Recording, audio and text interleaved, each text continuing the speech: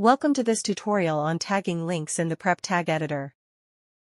Tagging links is essential to make sure users can easily access email addresses, websites, and phone numbers through assistive technologies.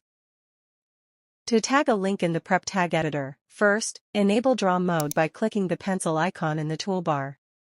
Then, click and drag to draw a bounding box around the text that contains the link, like a URL, email, or phone number. Once selected, change the tag type to Link from the Tag Type drop-down. Alternatively, press N on your keyboard to apply the tag instantly. Next, click the Link URL REQ button at the top and enter the appropriate destination. For websites, use the full URL link. For email addresses, start with Mailto, followed by the email. For phone numbers, start with tel, followed by the number.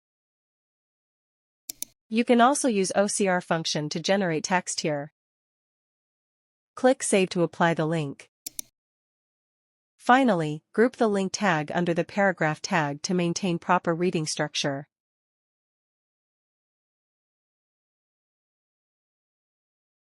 That's it. You've successfully tagged a link in the Prep Tag Editor. Thank you.